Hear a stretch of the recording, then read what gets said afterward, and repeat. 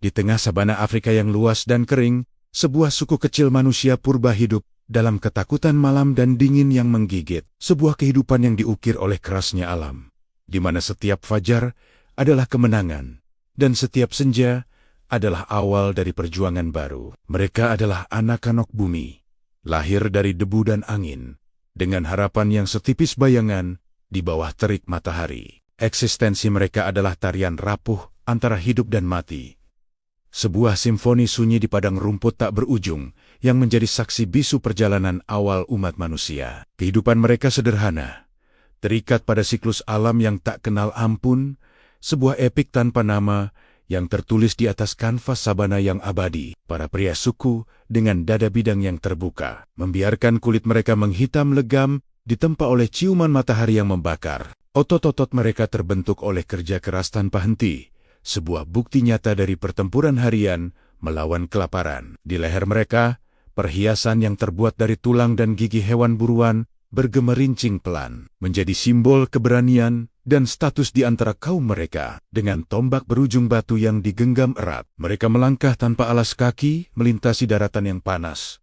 Mata mereka waspada, mencari jejak mangsa. Setiap perburuan adalah pertaruhan nyawa, sebuah balet berbahaya antara pemburu dan yang diburu. Mereka adalah pilar kekuatan, penjaga kelangsungan hidup klan mereka, yang membawa pulang daging sebagai janji akan hari esok. Sementara para pria berjuang di luar sana, para wanita dari suku itu menjadi jantung dari perkampungan. Di bawah naungan pohon baobab raksasa yang menjulang megah, yang akarnya mencengkeram bumi seperti jari-jari dewa, mereka menciptakan sebuah ruang kehidupan yang penuh kelembutan. Pohon itu adalah pusat dunia mereka, saksi dari kelahiran, kehidupan, dan kematian. Di sanalah mereka merawat anak-anak mereka, menanamkan pengetahuan kuno melalui lagu dan cerita, mengajarkan cara membedakan buah yang bisa dimakan dari yang beracun. Tangan-tangan mereka terampil meramu dedaunan untuk obat, atau menumbuk biji-bijian menjadi makanan sederhana. Mereka adalah penjaga tradisi, pengasuh generasi penerus, dan sumber kehangatan di tengah dunia yang keras dan tak ramah. Namun, ketika sang surya tenggelam di ufuk barat, melukis langit dengan warna jingga dan ungu yang muram, sebuah selubung ketakutan turun menyelimuti perkampungan. Malam hari selalu menjadi waktu yang menakutkan, sebuah kerajaan kegelapan yang tak terbatas. Udara yang tadinya panas berubah menjadi dingin yang menusuk tulang, memaksa mereka untuk berkerumun rapat demi sedikit kehangatan. Dari kehawan dentuman auman singa yang menggema di keheningan, menjadi musik pengantar tidur yang mengerikan, mengingatkan mereka akan bahaya yang mengintai tepat di luar lingkaran cahaya bulan yang pucat. Bayangan-bayangan menari-nari dengan aneh, mengubah semak belukar menjadi monster yang siap menerkam, dan setiap suara ranting patah bisa berarti akhir dari segalanya. Lalu, pada suatu sore yang penuh badai, langit terbelah oleh cahaya yang membutakan. Sebuah sambaran petir dahsyat,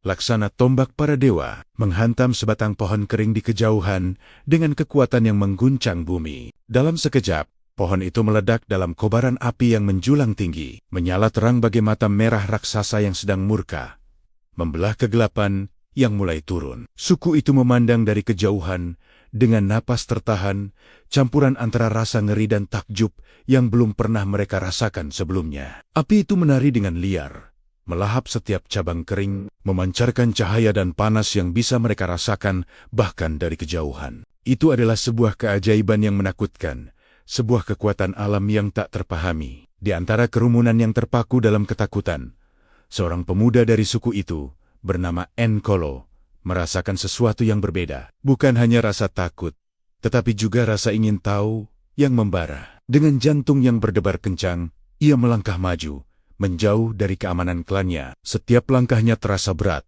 Kakinya seolah menolak untuk mendekati neraka yang menyala-nyala itu. Namun, dorongan dalam dirinya lebih kuat. Dengan tangan yang gemetar hebat, ia mematahkan sebatang ranting dari pohon terdekat, dan dengan keberanian yang luar biasa, ia menyentuhkannya ke kobaran api. Ranting itu pun seketika tersulut, dan kini, di tangannya, ia memegang sepotong kekuatan dewa. Api kecil itu menari-nari di ujung ranting, memantulkan cahaya di matanya yang penuh keheranan. Ketika Enkolo berjalan kembali ke perkampungan, dengan langkah hati-hati, membawa obor pertamanya, semua aktivitas terhenti. Semua mata tertuju padanya, pada cahaya oranye yang berkedip-kedip di tangannya. Ekspresi mereka adalah kanvas yang dilukis dengan emosi yang bertentangan. Kekaguman yang mendalam pada keberaniannya, rasa takut yang primordial terhadap elemen yang tak dikenal itu, dan secerca harapan yang baru lahir. Mereka mundur beberapa langkah, menciptakan lingkaran di sekeliling Ankolo dan apinya. Cahaya hangat itu menerangi wajah-wajah mereka, mengusir bayangan yang selama ini menjadi musuh. Dan untuk pertama kalinya, mereka bisa melihat satu sama lain dengan jelas di tengah kegelapan malam. Dari momen magis itu, mereka mulai belajar untuk hidup berdampingan dengan api. Di bawah bimbingan Ankolo, mereka belajar menjaga nyala itu agar tidak padam. Mereka mengumpulkan kayu kering, dengan hati-hati menambahkannya satu persatu ke dalam api unggun yang kini menjadi pusat perkampungan mereka. Mereka menemukan bahwa dengan menutupi bara yang tersisa dengan batu dan abu, mereka bisa menyimpannya hingga pagi. Dan dengan meniup bara itu dengan lembut, mereka bisa membangkitkannya kembali menjadi nyala yang hidup. Api bukan lagi sekadar keajaiban yang menakutkan, tetapi telah menjadi tanggung jawab bersama. Sebuah tugas suci yang mengikat mereka dalam sebuah ikatan baru yang lebih kuat. Api membawa revolusi yang tak terbayangkan dalam kehidupan mereka. Malam-malam yang dingin kini dipenuhi kehangatan yang nyaman, mengusir hawa beku yang biasa menyiksa tubuh mereka. Lingkaran cahaya dari api unggun menjadi benteng tak terlihat yang mengusir hewan-hewan buas. Auman singa masih terdengar, tetapi kini terasa lebih jauh dan kurang mengancam. Dan yang terpenting, sebuah penemuan mengubah segalanya. Untuk pertama kalinya, mereka mencoba meletakkan sepotong daging hasil buruan di atas nyala api. Aroma yang keluar sungguh menggoda, dan ketika mereka memakannya, daging itu terasa jauh lebih lembut, lebih mudah dikunyah, dan lebih aman untuk dimakan. Api telah memberi mereka kehangatan, keamanan, dan nutrisi yang lebih baik. Sejak saat itu, nyala api yang dijaga di tengah perkampungan mereka menjadi lebih dari sekadar sumber panas dan cahaya. Ia telah menjadi ruh kehidupan itu sendiri,